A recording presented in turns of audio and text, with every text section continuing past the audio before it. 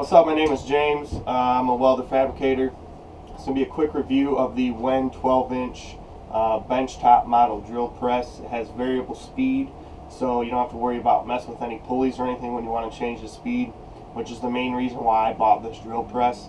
The speed ranges from 500 RPM up to 3,000 RPM, so there are some models within this price range, or within $50 to $60, $100 within this range that go down a little slower, which I really would have liked, to get down to like 200 RPMs a minute. But it's all pulley drive system, so when you change the speed, you have to mess around with the pulleys, and that can be quite a pain in the dick, especially when you're making a lot of changes in sizes. And in my case, I tend to like to use, a center drill and then a drill, and, unfortunately not really going to do any tapping with this.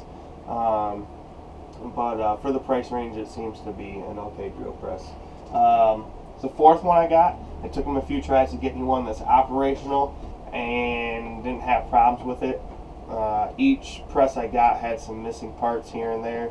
The table has a slide on it to hold material level with the table, except for it falls short of level with the table. So really not going to be holding material, but it is kind of a nice piece to have for the heavy drill press vise. If you're moving it around, you can kick that out and it'll give you a little extra space to maneuver with. It's got an LED light.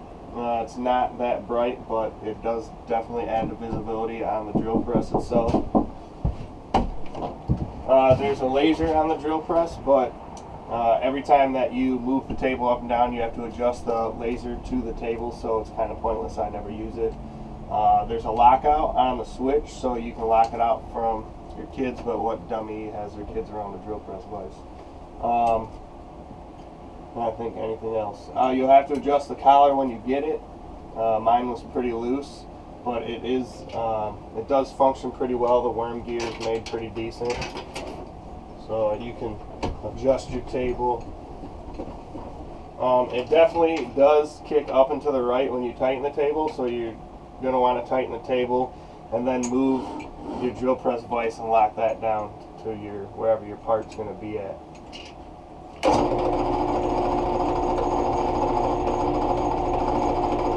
The variable speed lever's on the back side of this, and once you have the machine on, you can pull it, push it away from you or pull it towards you to adjust the speed. So that's as slow as it goes. It took me a couple drill presses to get one that doesn't wobble in the spindle. You can see the chuck wobbling a little bit, but the spindle is actually pretty true. We'll jack it up to full speed.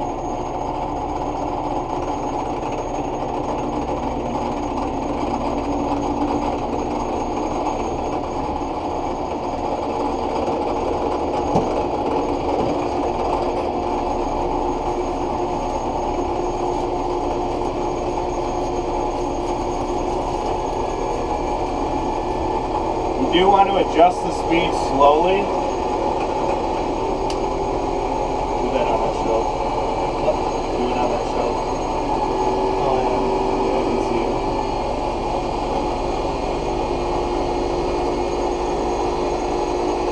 So that's as fast as it goes. It's like 30, 40, 30, 60. Oh, I hit 3100 there. And it's pretty quiet, so not too bad. Definitely adjust the speed slowly, because this whole pulley assembly, you're actually moving it up and down there with the lever. So if you jack it too fast, you can cause that motor to really bore down.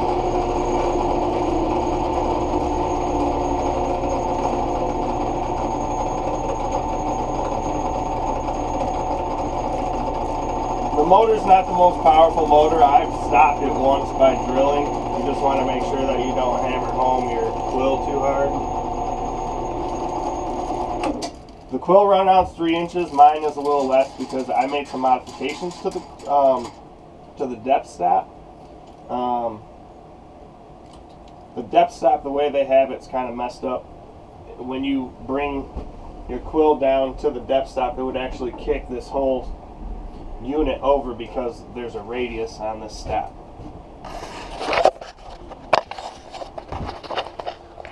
So you can see there used to be a radius right here, and I file the flat here so that when you come down, it's a nice flat stop. It doesn't kick the depth stop over. And then I also had to grind a flat right here so I could make the depth stop accurate.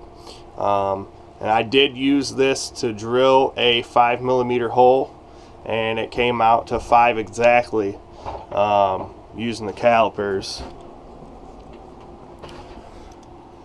And that's the hole right there. So that's the WEN 12-inch benchtop drill press. For the money, it's not too bad.